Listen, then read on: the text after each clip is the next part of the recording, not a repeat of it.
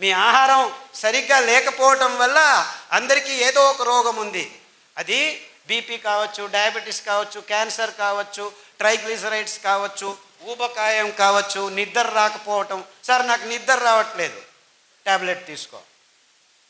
నిద్ర ఎందుకు రావట్లేదంటే అందరికీ ముఖ్యంగా ఈ వెలుతురు ఎక్కువై నిద్ర రావట్లేదు.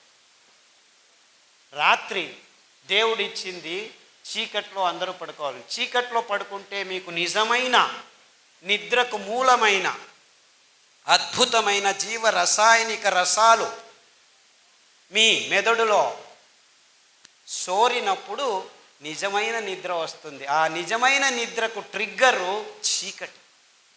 ఆ చీకటిని మనం పారదోలుతున్నాము. రాత్రి లైట్ ఉందని వేసుకొని డ్యాన్సులు చేస్తున్నాము. పగలు నిద్రపోతే సరిగ్గా నిద్ర వచ్చినా నిజమైన నిద్రలో మీకేం జరుగుతుందంటే మీ దేహంలో రోగ నిరోధక శక్తి ఉత్పాదనం అవుతుంది. అంటే మీరు అందరూ నిద్రపోతున్నారు కానీ నిజమైన నిద్ర లేదు. ఎందుకంటే మీరు కాఫీలు తాగుతున్నారు, టీలు తాగుతున్నారు, సిగరెట్లు తాగుతున్నారు, ఆల్కహాల్ తాగుతున్నారు, తంబాకు నోట్లో వేసుకుంటున్నారు. ఇవన్నీ దుశ్చటాలు మానవ జాతికి తరతరాలుగా ఈ కంపెనీలు అందజేస్తున్న ఏమిటి ఇది ప్లేట్. ఇంత రాగి పలకం మట్టి కుండలో 20 లీటర్ల కిండలో పెడితే ఆ 20 లీటర్లు రాత్రికి రాత్రి మీకు శుద్ధమైపోయి స్ట్రక్చర్డ్ వాటర్ తయారవుతుంది. ఇలా అందులో ఉన్న వైరాణువులు, బ్యాక్టీరియాలు, కల్మషాలు అన్నీ ప్లేట్ మీదకి వచ్చేస్తాయి. నిజంగా మీరు వైరాణుల నుంచి దూరం ఉండాలంటే రాగి ఫలకము సృజించిన నీళ్లు తప్ప ఇంక ఏ నీళ్లు మీకు అవసరం లేదు, ఏ టెక్నాలజీ అవసరం లేదు. మీరు ఆర్ఓ వాటర్ తీసుకొచ్చినా చివరకు మట్టి కుండలో వేసి ఈ ప్లేట్ పెట్టండి, శుద్ధమవుతుంది. ఆ nano particles, plastic nano particles అన్నిటినీ ఇది పీల్చుకునేస్తుంది. అర్థమవుతుందా? అంటే మీరు చేయాల్సింది ఇంతే. అంటే రేపు నుంచి మీరు రాగి ఫలకము, రాగి బిందె, డబ్బులు ఎక్కువ ఉన్నాయంటే రాగి బిందెలు కొనుక్కోండి. 5,000 10,000 అవుతుంది. ఇది 200 రూపాయలు చాలు. మట్టి కుండలో 20 లీటర్ల మట్టి కుండలో వేస్తే చాలు, అద్భుతమైన నీళ్లు తయారవుతాయి. ఆ నీళ్లతో వంటలు వండుకోండి, ఆ నీళ్లతో తాగండి, ఆ నీళ్లతో స్నానం చేయండి. మీకు అద్భుతమైన ఆరోగ్యం 3 వారాల్లోనే తేడా కనిపిస్తుంది. ఈ ప్లాస్టిక్ పాలు తాగనే వద్దండి. పాలు మనకు అవసరం లేదు. అయ్యో పాలు పర్వాలేదు, కాఫీ టీలు ఎట్లా ఆపు చేసేది? ఆ కాఫీ పడకుంటే గాడినే మొదలు కాదు పొద్దున్న లేస్తే. ఎలాగయ్యా బాబు, కాఫీని ఆపమంటున్నావు పోయి, టీని ఆపమంటున్నావు పోయి, ఎట్లా ఆపేది? ఆపాలనుకున్నా ఆపలేము. టైం అయితే చాలు కాఫీ కాఫీ కాఫీ. కెఫీన్, ఈ ఆల్కలాయిడ్, నికోటిన్ సిగరెట్టులో, మార్ఫిన్ ఈ డ్రగ్స్లో, చాక్లెట్లో థియోబ్రోమిన్, ఈ ఆల్కలాయిడ్స్ మిమ్మల్ని కావాలి కావాలి కావాలి అని మిమ్మల్ని నిర్వీర్యులని, నిస్తేజులను చేస్తుంది. కాఫీకి మీరు గులాములై పొద్దున్న లేస్తే కాఫీ లేకుంటే ఎవరి చుట్టూ చూడరు, మాట్లాడరు. ఎవరైనా మాట్లాడితే విసుగుతో అటు ఇటు వెళ్ళిపోతూ ఉంటారు. అంటే ఆ కాఫీ పడాలి మీకు. ఇలాంటి దుశ్చటాల నుంచి దూరం ఊరికే చెప్పి కాఫీ తాగొద్దని చెప్పి వెళ్ళిపోతే సరిపోయిందా? ఎలా దూరం చేసుకోవాలి ఈ చటాన్ని అని చెప్పు. కానుగ ఆకు కషాయం తాగండి, చమురు ఆకు కషాయం తాగండి, తిప్పతీగ ఆకు కషాయం తాగండి. 6 వారాల్లో మీకు కాఫీ అవసరం లేదు అనిపిస్తుంది. 6 నెలల్లో డ్రింక్స్ అవసరం లేదు అనిపిస్తుంది. 3 నెలల్లో సిగరెట్ను దూరం చేయొచ్చు. కానుగ ఆకు, నేను ఉత్తర కర్ణాటకలో ఇలాగే ప్రయాణం 4-5 రోజులు చేసేవాడిని, 100 కిలోమీటర్లు. ఆ డ్రైవరు ప్రతిసారి అలా నిలిపేది, నోట్లో పెట్టుకునేవాడు తంబాకు. 2 రోజులు చూసిన తర్వాత చివరికి కారు ఆపించి అక్కడ కానుగ చెట్టు అదే ఉంటుంది, రోడ్డు మీద ఉండేది. నాకెందుకు అండి, తీసుకురా బాబు అని చెప్పి ఆ కానుగాకును తెప్పించి కడిగేసి నీళ్ళతో, తామ్రద పాత్ర నా దగ్గర ఎప్పుడు చెంబు ఉంటుంది ప్రయాణం చేసినప్పుడు, ఆ నీళ్ళతో కడిగి ఆ తంబాకు బదులు కానుగాకు నోట్లో పెట్టాను. 2 సార్లు చేస్తే 3వసారి వాడు తంబాకు బదులు కానుగాకు పెట్టుకుని ఆ రసాన్ని పీలుస్తూ 6 రోజుల్లో తంబాకు నుంచి అప్పుడే వాడికి నోట్లో క్యాన్సర్ వచ్చింది. 6 వారాల్లో ఆ గాయం బాగైపోయింది. అంటే ఆ కానుగ ఆకు కషాయంలో ఇలాంటి దుశ్చటాలని దూరం చేసే గుణం ఉంది.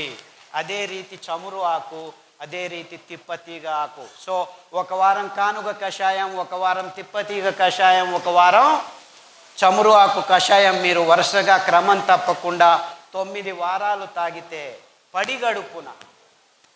పడిగడుపున కాఫీలు అందరూ ఏం చేస్తారు, టిఫిన్ బాగా లాగించి కాఫీ తాగుతారు. ఇప్పుడు మీరు లాగించే ముందు కషాయం తాగండి.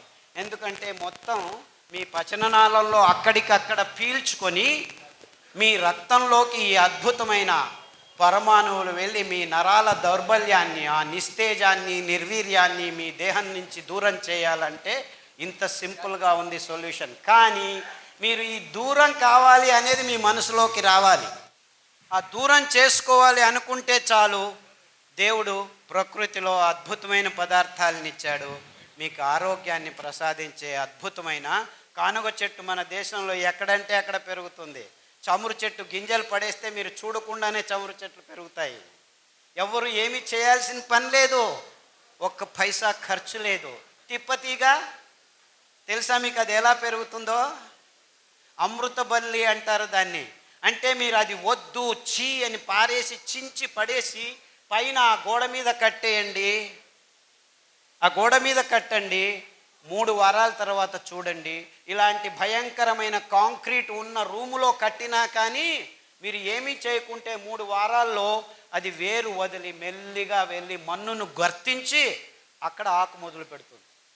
అంటే మీరు చంపినా చచ్చింది అనుకున్న 3 వారాల్లో మళ్ళా జీవాన్ని వస్తుంది. అందుకే దాన్ని అమృత బల్లి అంటారు సంస్కృతంలో.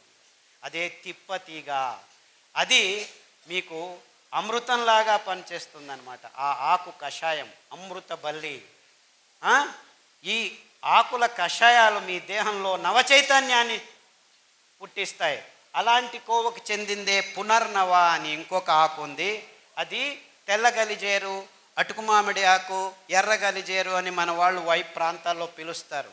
ఆ ఆకు కషాయం తాగితే మీ కిడ్నీలో డయాలసిస్కి వెళ్ళిపోతున్నారు కదా, క్రియాటినిన్లు ఎక్కువయ్యే వాళ్ళందరినీ వరుసగా మళ్ళా క్రియాటినిన్ 1కి తీసుకురావచ్చేదానికి ఈ పునర్నవ కషాయం, కొత్తిమీర కషాయం, రణపాల ఆకు కషాయం మీరు 3 వారాలు 9 రౌండ్లు చేస్తే క్రియాటినిన్ 8, 9, రేపు డయాలసిస్కి పోవాలి అని వచ్చిన వాళ్ళు 100 మంది 1000 మంది నా యూట్యూబ్ లెక్చర్స్ విని క్రియాటినిన్ మళ్ళా 1కి వచ్చింది సార్ నాకు 6 నెలల్లో, అరికలు సామలు తిన్నాము, ఈ కషాయాలు తాగాము అని ఫోన్ల మీద ఫోన్లు చేస్తూ ఉంటే అప్పుడప్పుడు నాకు తలకు కొద్దిగా వెర్రెక్కుతుంది. అబ్బో ఇంత మంచి పనులు చేస్తున్నానా అని. నేనేమీ చేయట్లేదురా పిచ్చోడా, అవి చేసేది ఆ తీగలు, ఆ కషాయాలు, ఆ అరికలు, ఆ సామెలు, వీటన్నిటినీ పుట్టించింది ఆ భగవంతుడు. అద్భుతమైన పదార్థాల్ని ఆయా దేశాల్లో ఆయా జాగాల్లో ఆ నీళ్లకు ఆ మన్నిన రచనకు తగినంత అద్భుతమైన వైవిధ్యమైన పదార్థాల్ని అలా విచ్చలవిడిగా పెంచుతున్నాడు. ఎవరి కోసం? నీ కోసం, నీ చుట్టూ ఉన్న జంతుజాలం కోసం. ఈ అద్భుతమైన చెట్లు తీగలు వందల వేల కోట్ల సంవత్సరాల నుంచి ఈ భూమి మీద ఉన్నాయి, పచ్చతనాన్ని కాపాడుకుంటున్నాయి. ఈ జీవజాలానికి ఆహారమే కాదు, ఆరోగ్యం తప్పిపోతే, అనారోగ్యం వస్తే దాని నుంచి బయటపడడానికి కావలసిన వేల శతకోటి రూపాల్లో మందుల్ని తయారు చేసుకుంటూ, అది సింహం కావచ్చు, పులి కావచ్చు, ఎలుక కావచ్చు, లేకపోతే పాము, విషం అనుకునే ఆ పాము కూడాను కావలసిన ఆరోగ్యాన్ని ఇచ్చే అద్భుతమైన ఈ చెట్ల సంపదని మనం కసిగా పనికట్టుకొని, నా దగ్గర టెక్నాలజీ ఉంది, ఒక్కరోజు రాత్రే నేను 1000 ఎకరాల అడవుల్ని నాశనం చేయగలను అని చెప్పి నాశనం చేసి అందులో సోయాబీన్ మొక్కను పెంచి దానికి తోడు మొక్కజొన్నను పెంచి రెండింటినీ కలిపి రసాయనిక ప్రచోదక పదార్థాలని మేళవించి పశుగ్రాసం తయారు చేసి 2 నెలల్లో 2 కేజీలు కోళ్ళ మీద మాంసం పడేస్తాను. అది 2 సంవత్సరాలు ఆగటం ఎందుకు? 3 సంవత్సరాలు 300 కేజీలు పడే పంది మీద 3 నెలల్లోనే 300 కేజీలు వచ్చేట్లు చేస్తాను, నేను బయోటెక్నాలజీ సైంటిస్ట్ని అని చెప్పి 3 నెలల్లో 300 కేజీ మాంసం తయారు చేసే పందుల్ని, 6 నెలల్లో 600 కేజీలని మై మీద మనిషి దేహం మీద వేసుకునే ఆవుల్ని సృష్టిస్తే అందులో ఎముకలు పెరగక మాంసం ఎక్కువ అవుతూ ఉంటే ఎముకల మధ్య పెరగకుండా ఆ దేహంలో రోగాలకు పుట్టైన వైరస్సులు చోటు చేసుకుని mad cow disease, swine flu, H5N1 కోడి జ్వరము, పక్షి జ్వరం అని వస్తుంటే అవన్నీ మాకేం సంబంధం లేదు. Match the following: swine flu పంది, బర్డ్ ఫ్లూ కోడి, మ్యాడ్ కౌ డిసీజ్ కవ్వు. ఇది చిన్న 1వ తరగతి పిల్లోడికి చెప్తే మ్యాచ్ చేస్తాడు. కానీ మాకేమీ తెలియదు, ఇవన్నీ ఎందుకు వస్తున్నాయో తెలియదు. H5N1, ఓ దాన్ని చంపేయండి. ఓ డెంగ్యూ, దోమలను చంపేయండి. నీఫా, గబిలాలను చంపేయండి. రోగం ఎవరికి రా వస్తుండేది? మిమ్మల్ని చంపేద్దామా? సో చంపటంలోనే ఉంది మానవ జాతి. తాను చస్తున్నానని గుర్తించలేకలేని దీనస్థితిలో మానవ జాతి ఉంది. నీకొచ్చింది రోగం, నీ రోగ నిరోధక శక్తి లేచిపోయింది ఈ గడిచిన 40 సంవత్సరాల్లో అని ఏ విజ్ఞాని మీకు చెప్పట్లేదు. రండి, గరిక, తులసి, తిప్పతీగ, బిల్వం, వేప, కానుగ, రావి, ఈ 7 కషాయాలని వరుస క్రమంలో 3 రోజులు లేకపోతే 4 రోజులు తాగండి. 28 రోజులు తాగితే వచ్చే 2 సంవత్సరాలు మీకు డెంగ్యూ లేదు, పంగు లేదు, మలేరియా లేదు, ఏమీ లేదు. నీపా, జుంకా, పుంకా, ఇంకా రోగాల పేర్లు పెట్టుకోండి. మీ రోగ నిరోధక శక్తి 28 రోజుల్లో మీ దేహంలో వచ్చి కూర్చుంటే మీరు చికెన్ గున్యా హాస్పిటల్కి వెళ్ళండి, రోగులు వేల మంది ఉన్న మీకు చికెన్ గున్యా రాదు. డెంగ్యూ ఉన్న హాస్పిటల్కి వెళ్ళండి, మీకు డెంగ్యూ రాదు. స్వైన్ ఫ్లూ ఉన్న హాస్పిటల్కి వెళ్ళండి, స్వైన్ ఫ్లూ రాదు. గ్యారంటీ. నాది కాదు, తిప్పతీగది, వేప ఆకుది, బిల్వమాకుది, రావి ఆకుది. రావి చెట్టు మీరు కషాయం తాగాల్సిన పని లేదురా వెధవల్లారా. రావి చెట్టు చుట్టూ 21 ప్రదక్షిణలు చేయండి, మీ మానసిక రోగాలు కూడా బాగైపోతాయని పురాణాల్లో ఎప్పుడో రాసి పడేశారు. లేదు మేము రియల్ ఎస్టేట్ బిజినెస్ చేసుకోవాలని దేవాలయాల్లో ఉన్న రావి చెట్లను కూడా కట్ చేసి కళ్యాణ మంటపాలు కట్టుకొని బిజినెస్లు చేస్తూ కూర్చుంటున్నాం. రావి చెట్టు అంటే ఎంత అద్భుతమైన అశ్వత్థమర. ఆ రావి చెట్టు, వేప చెట్టు దగ్గర ఉంటే దాని చుట్టూ మీరు 7 ప్రదక్షిణాలు చేస్తే మీ అసమతులనం నాశనం అయిపోతుంది. సో PCOD ప్రాబ్లము, గర్భకోశ ప్రాబ్లము, స్తనాల్లో ప్రాబ్లము, వీర్యకణాలు లేదు అంటే వెళ్ళండి, ఆ రావి చెట్టు చుట్టూ 21 ప్రదక్షిణాలు చేయండి.